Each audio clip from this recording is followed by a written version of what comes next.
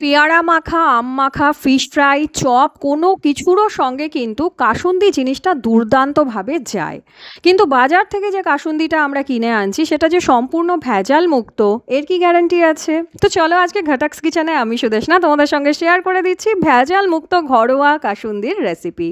প্রথমেই একটা শুকনো খোলায় 4টে শুকনো লঙ্কা, 3টে এলাচ আর দারচিনির 2টো ছোট ছোট টুকরো দিয়ে একটু সেঁকে নেব। এর মধ্যে দিয়ে দেব 1 চামচ পরিমাণ মৌরি। এখানে আমি ছোট মৌরিরই ব্যবহার করেছি। হাফ চামচ পরিমাণ জিরে এবং 1 চামচ পরিমাণ রাঁধুনি দিয়ে পুনরায় মশলাগুলোকে ভালোভাবে সেঁকে নেব।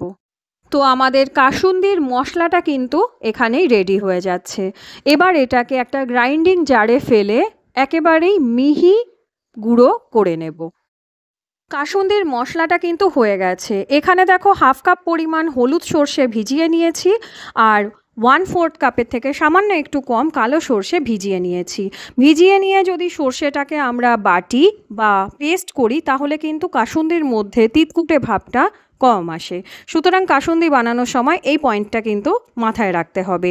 এবার কালো সর্ষে এবং সাদা সর্ষে দুটো মিলিয়ে 4টে কাঁচা লঙ্কা এবং সামান্য একটু জল দিয়ে আমরা বানিয়ে নেব একটা স্মুথ পেস্ট। এটা হবে আমাদের কাসুন্দির জন্য সর্ষে বাটা। তো কাসুন্দির জন্য সর্ষে বাটার পরে এবার চলে এসছে আমের পালা। একটা মাঝারি মাপের টক আম আমি নিয়েছি খোসা ছাড়িয়ে। এবার এটাকেও সামান্য একটু জল দিয়ে একটা স্মুথ পেস্ট বানিয়ে নিতে হবে। আমের পেস্ট রেডি হয়ে গেছে। এটাকে মিলিয়ে দিচ্ছি সর্ষে বাটার সঙ্গে। যেহেতু সব কিছু একসাথে মেলাতে হবে তো সেটার সুবিধার্থে একটা বড় পাত্রের মধ্যে এটাকে ট্রান্সফার করে নিলাম এবং এর সাথেই দিয়ে দিচ্ছি আগে থেকে তৈরি করে রাখা মশলাটা, অর্থাৎ কাসুন্দির মশলাটা। এবার এর মধ্যে চলে যাচ্ছে 4 চামচ পরিমাণ সর্ষের তেল। এই সর্ষের তেলটা কিন্তু কাঁচা সর্ষের তেল, আমি আগে থেকে গরম করে রাখিনি।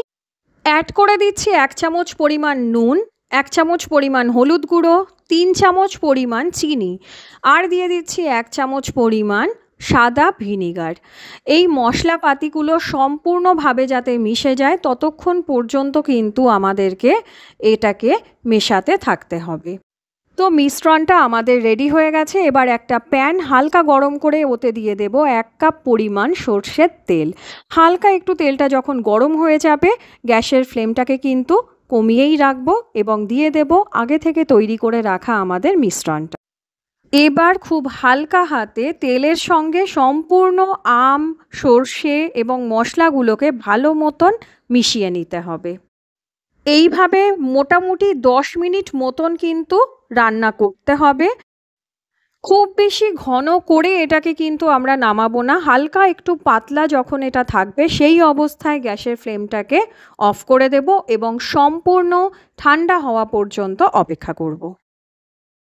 তো ঠান্ডা হওয়ার পরে কতকটা এরকম দেখতে হয়েছে। এবার এটাকে ভরে নেব একটা কাঁচের জারে এবং তুলে রাখবো অপর একটা কাঁচের বাটিতে। ফ্রিজে রাখলে এটা শেলফ লাইফটা কিন্তু একটু বেড়ে যায়।